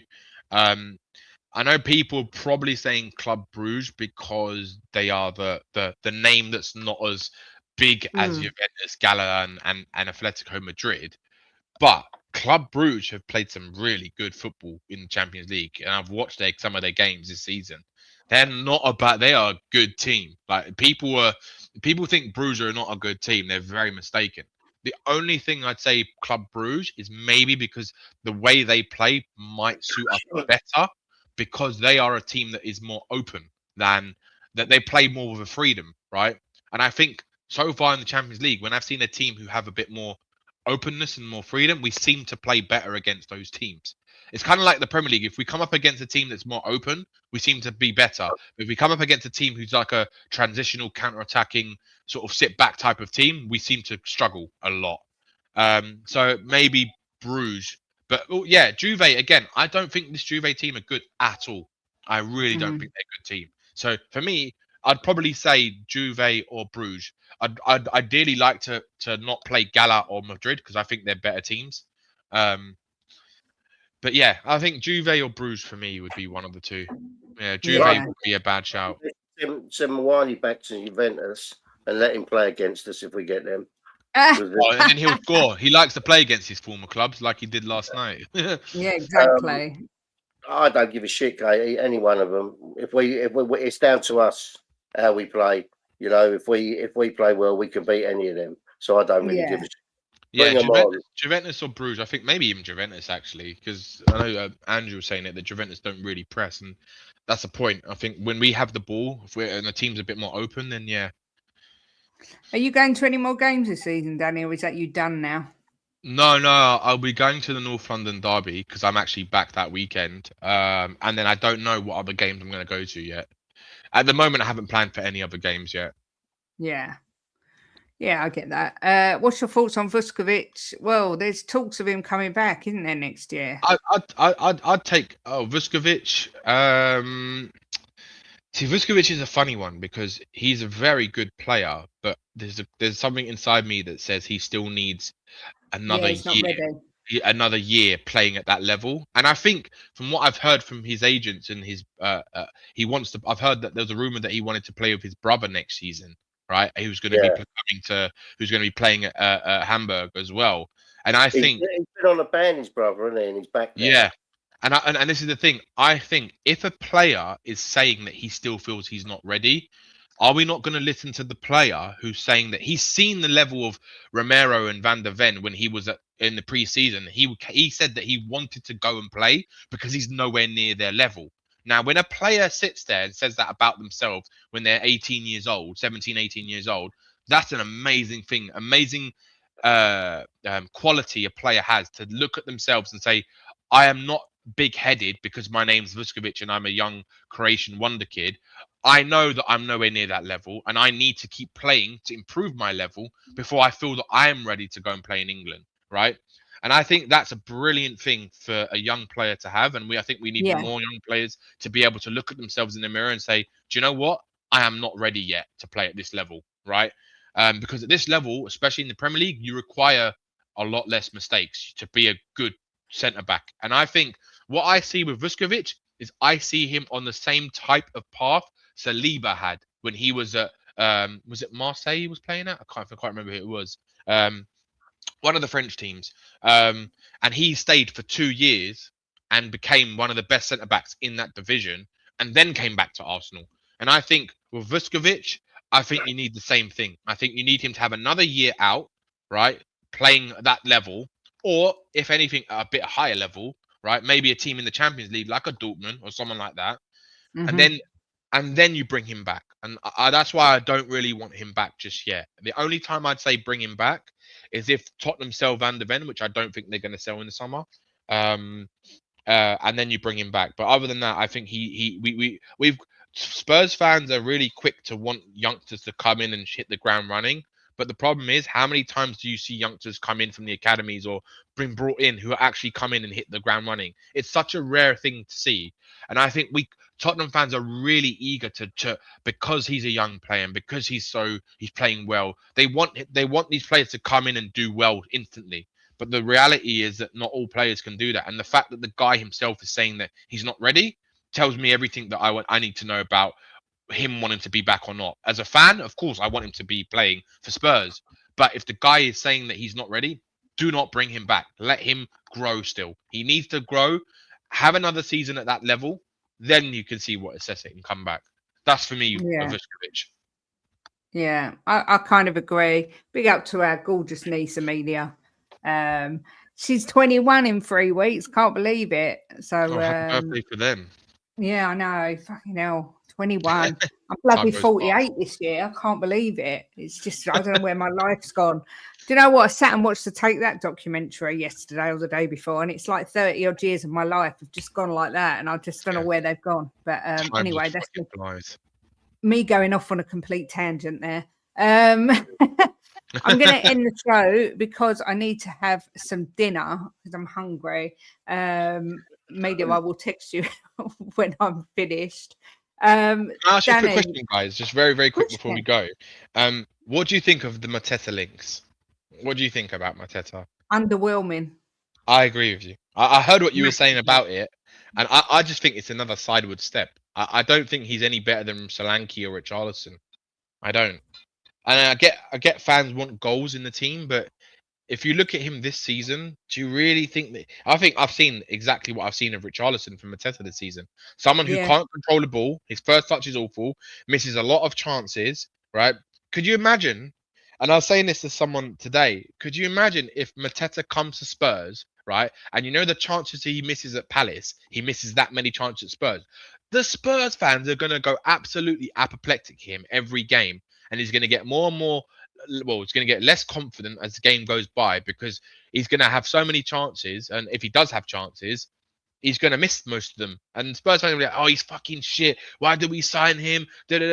That's what I just don't think he's good enough. I think if you sell Moani and go and bring in Vlahovic from Juventus, then I'd say okay, I'll be on board with that, like for sure. Yeah, it doesn't inspire me with any confidence whatsoever. So I hope we don't get him. Fiona says we should go and get Marmouche. What worries me about Marmouche, if we did get him, is he's had quite a lot of injuries like Oscar Bob. Yeah. But I don't know. I was really hoping that we'd get Ivan Toney, but obviously the money side of it with him coming from Saudi and how much he'd lose in tax, I get it. But look, we've got a few days. We'll have to wait and see. If nothing happens, I mean, there's a massive protest plan for Sunday. I think they're encouraging everyone to walk out on the 75th minute, which I get. But I also, as I said, if Jim and I go down to watch a Tottenham game with the amount it costs us, I don't know if I'd want to walk out at 75 minutes after spending all that money. Well, I'm going to back it, and I'm going to walk out my front room on 75 minutes. It's going to go out in temper. Yeah. I mean, obviously, if we're losing 3-0 to City at that point, I get it, people quite happily. But if it's on a knife edge or like we're 2-1 up or something, who's going to really want to walk out at 75 minutes? And I get it; it will be a spectacle, but at the same time, I just don't know if it's practical. Yeah, I'm not sure, and I think it hurts the players more than it does the board because the players need that 12th man mentality.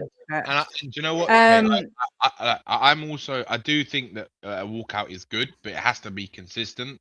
But I also agree with what you just said. I didn't really think of it from that perspective. Like the players actually need the fans backing in order for them to kind of get themselves up. Because when they have backed the team this season in the stadium, you've seen the difference it's made. Like it does make a difference.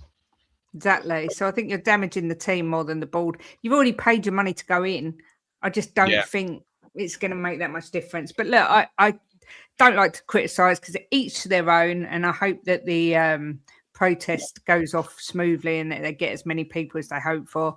Thank you to Chris Peters for gifting 5 memberships and Andrew Bennett for becoming a new member. And thank you to all the new subscribers. We've hit over 2,400, which is amazing because it seems a lifetime that we've been waiting to get over there. So now we're on to the next one, 2,500. Next, 3,000 is next. 3,000 is next. Yeah, I don't know if we'll ever get there, but you never know. You never know. Danny, hope you have a lovely holiday. Thank you very much. I'll be looking out on your Insta for these like videos of you down the slopes and stuff. Don't break anything, for God's sake. I'll try not to. Yeah, I'll try not to. But yeah, have a good holiday. Jimbo and I are back tomorrow at 12:30 for the Premier League prediction show. So join us then. Anyone wants to say from the train? So I'll probably be watching from train. So I'll say come say hello. Right for some, isn't it? It's all right for some. Anything anyone wants to add before we go? 12 points the next 4 games. Wait. so he's right.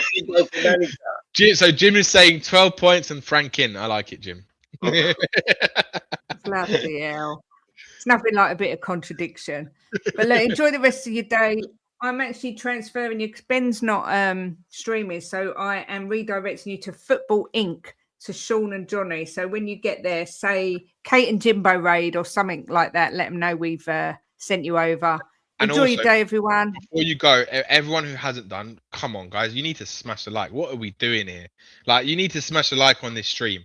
There's still like over 100 people in here, so come on, you just got to hit that like. It doesn't cost you anything, so please do it. I always forget to ask for things like that, Danny. I literally always forget. You need to do it because people forget. Even I forget sometimes if I'm on a stream. Like, oh shit, I haven't done it. But enjoy the rest of your day. Chris Peters, look after yourself. And take care. And as always, come on, you Spurs. Come on, you Spurs. Spurs.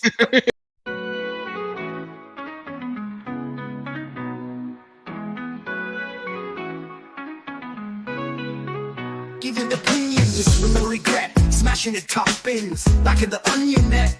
Talking the talk with Kate and Jim, and walking the walk, just listen in. The perfect match, Kate and Jim, getting at it. Kate and Jim are gonna smash it. Reviews, previews, opinions and laughter. Mix and transfer news, it's what you're after. The perfect match, the perfect match. You just got to latch onto that perfect match. The perfect match, the perfect match. You just got to latch onto that perfect match. Jimbo always keeps a positive spin, while Kate's Mickey has a name dropping. Gets you out of the blue like Lenny stop robbing, or she's just flip-flopping. Hell, this place is popping.